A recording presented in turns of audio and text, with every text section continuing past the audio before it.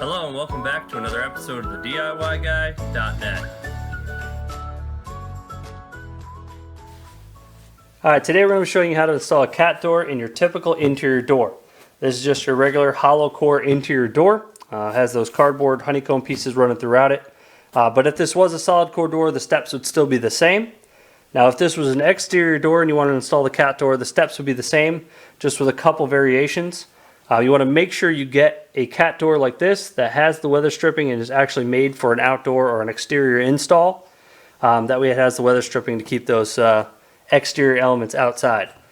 We went with the exterior door here because this is a basement door, so we wanted to keep the heat and cool air up inside the house rather than letting it go down to the basement. There are plenty of different versions of cat doors, some that are just holes, some with a flap like this, and like I said, some that are made for the exterior side.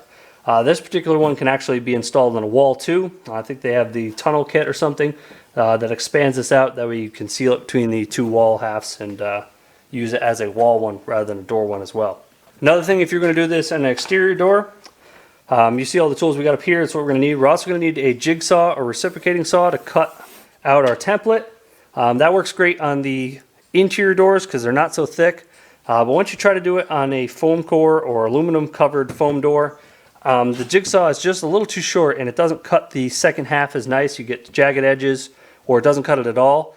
So I find that best just to drill your 4 points, use an angle grinder or die grinder, and then cut one side, flip the door over, and then cut the other side. Gets you a much smoother finish, and you don't leave those jagged edges. It's very sharp, so you want to make sure you have gloves on and your safety glasses. For this one, we're just going to measure it up. We want to center this template. It's really up to you if you want to offset it to one side or the other. Some people do. Most people prefer it in the center, so what we're going to install this one is right in the center. Alright, so some things to consider. So you want to make sure you obviously get the correct size pet door for your pet. You don't need a 12 by 12 large dog door for a small cat, and you don't want to be putting in a small cat door trying to get a mid-size or large dog through it. The next step is a crucial one. A lot of people mess this up for some reason. Is actually the install height of the door. A lot of people do it too low, whether they don't want to mess with the details of the door by covering it up, or just don't take any time to consider the height of the install. Like I said, you can install left, right, or center, whatever your preference is there, but the height of the door is what really matters. One recommendation is 4 inches off the bottom of your door. Use that as the bottom of your template. That way the door will be 4 inches off the bottom. The best thing I find is actually going to measure your pet. Measure his shoulder height or the top of his back. And you want that to be right at the bottom of the top of your door. Now the idea is that way the cat can just lower, the dog can lower his head and just walk right through. The plane of his back is going to be the height of this door. So he's not going to have to slink down to get through it. Like I said, if you put it down here, he's kind of bending real close to the floor to get down through it. Rather than if we were at his shoulder height or at least 4 inches above the bottom of the door, he can almost walk right through it without kind of arching or slinking down through the door. Alright, so we're ready for our install. We have our template. Like I said, this is the template we're going to cut. This pretty much is the height of the top of the door, which is going to be our shoulder height for the cat. So what we're going to do is measure the door. This is a 32-inch door, so we're going to go 16 inches. That'll be our center line. We got a center line on the template. We'll go ahead and align those two. We'll measure from here to there for our shoulder height of our cat, and that'll be where we'll place this line of edge there. We'll try to get nice and square as we can. Then we'll go ahead and re-double check all our numbers left and right, make sure we don't have it tilted one way or the other. Then we'll go ahead and trace the template out. We'll use a small bit to pilot hole in each corner. Then we'll go ahead with the bigger bit. Then we'll use the reciprocating or jigsaw to go ahead and cut the template out.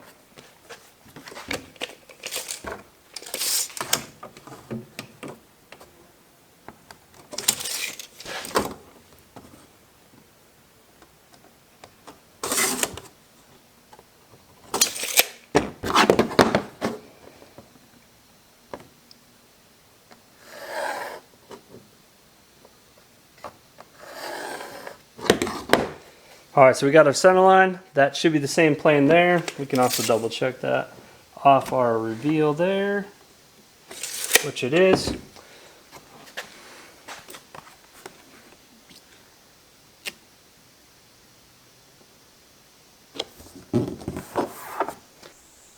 Alright, so now that we have our template placed, we'll go ahead and just double check it. 12 3/4, 12 3/4. 12 3/4. So that's all good. We have it about center. 3 1/4, 3 1/4. All right. So now that we have our template placed, we know we got it squared on the door, or pretty close. We'll have a little adjustment once we actually stick the cat door through the door. We can adjust it a little bit before we set these corner screws that hold it to the door. We're going to go ahead and just trace the template now.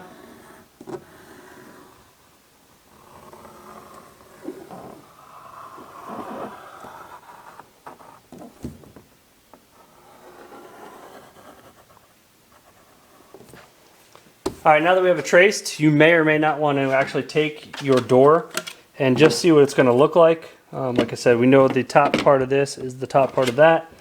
So we'll go ahead and line that up.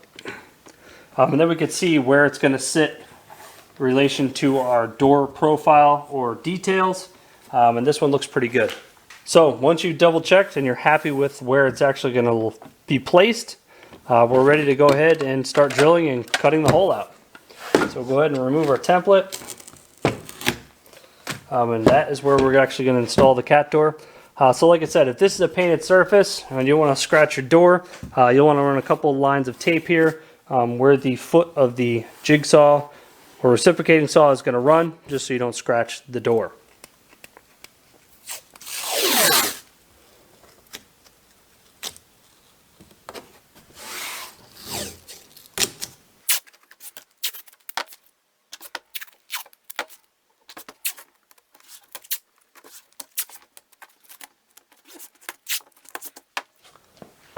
So next we'll get the drill our starting point.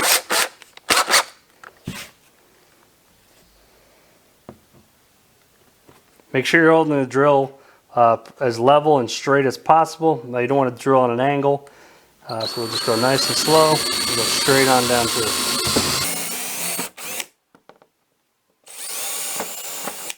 Now you notice I set the hole just in a little bit. That's because we're going to go with this bigger bit, and that should be right at our mark.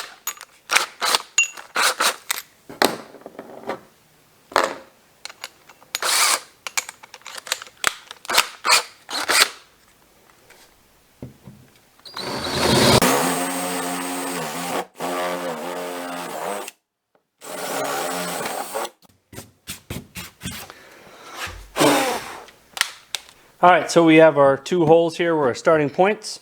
We're probably going to start this one, go straight across to this one, and then we'll make that horseshoe cut last. A couple things. We got our jigsaw plugged in, ready to go. We got a new blade. You'll see I'm using the fine tooth, more of a metal blade. Seems to work good without really ripping up the door as some of those actual wood ones that are not so many teeth. You want to make sure the shoe or foot of your jigsaw is nice and straight as well. That way it's not cutting off on an angle. And a nice new blade that's straight and not bent as well. So we're ready to start cutting the hole in the door.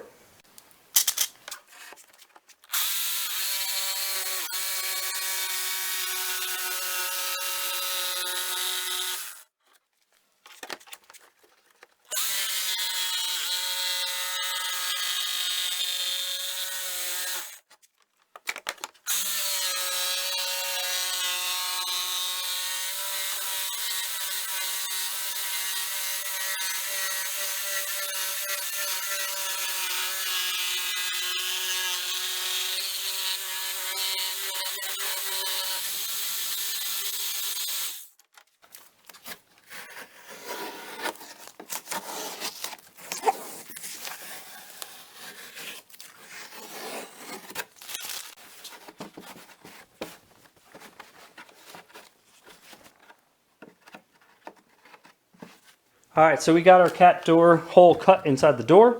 We'll go ahead and grab our cat door. This side of the door here is going towards the house. This other side is the basement. So this would be our exterior side if we were putting it on the outside of an exterior door, as it has our weather stripping on the door, cat door itself or flap, and it's also got a rubber seal here to seal it to the door.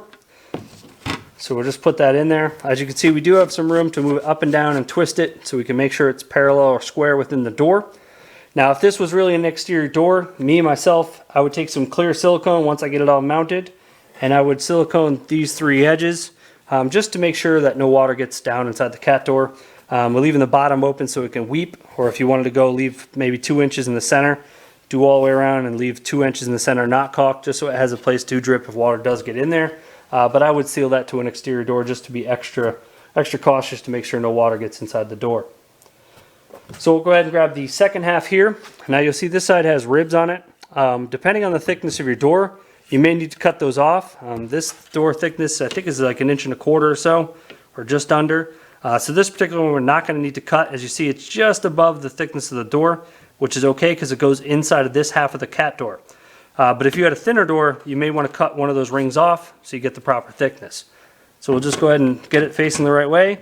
We'll push it up into this half of the door. As you can see, it kind of clicks and locks the halves together.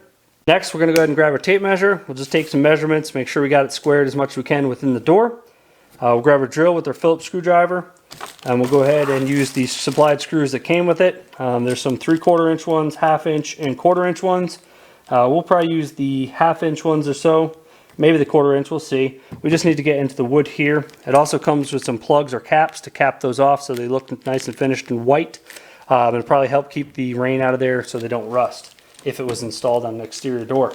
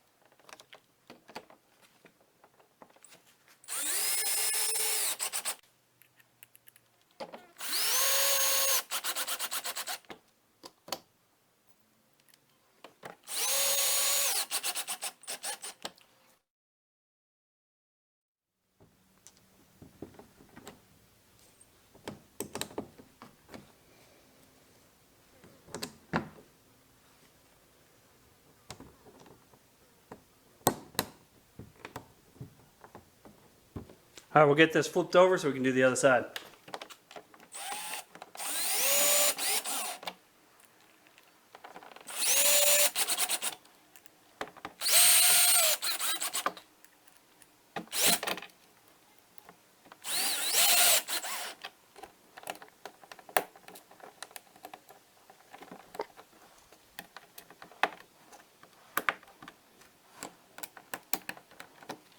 Alright, so now that we finished mounting the cat door, we got all 8 screws in, we got all 8 plugs covering the screw holes. We're going to go ahead and dust the door off, get the sawdust off it. We'll go ahead and rehang it and hopefully show you how it works. Alright, so we got the door back up on the hinges. Everything works with the door. One thing I forgot to mention, with your cat door, you want to make sure that your door moves nice and freely and centers itself back out on the magnet. Sometimes you can over tighten one of these 4 corner screws and cause it to bind or not move freely. So before you even put the white caps on, if you get your door back in position, check the movement of the cat door, make sure it's not binding or getting caught up. We're going to need to loosen one of those corner screws and then put your caps on. So right here quick, you can see the top of our door is at the back height of this cat. That way, like I said, it doesn't have to slink down to go through it. You can just kind of tip his head a little bit and go right through the door.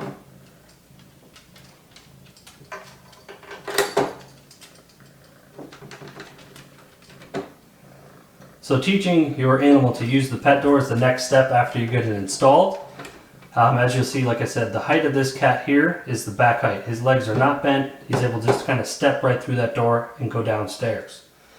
So training your pet to use the pet door. Some pet doors have a feature where you can prop the door open. That way the animal can pass through just the hole in the door itself with the door flap not touching them, which seems to work best for a couple of days. Then go ahead and let the flap down and they'll use it as normal. For this particular door, it does not have that feature where you can prop the door open. So what you want to do is, since he's on that side, the cat, we'd put treats on this side, have him come through the door to get the treats. Once he's on this side, we'd put treats on the other side and have him pass through the door a couple of times, getting treats on each side. That way he learns that the door or cat door lets him go each way through the door, and also that the flap itself there touching him doesn't hurt him in any way. So that's it. We just showed you how to install a pet door and an interior door. Don't forget to click the link in the description, which will take you to our website for a full write-up. You can also click that subscribe button in the middle. On the right, we have a recommended video just for you. And on the left, you'll find our recent upload. Thanks for watching another episode of the DIYguy.net.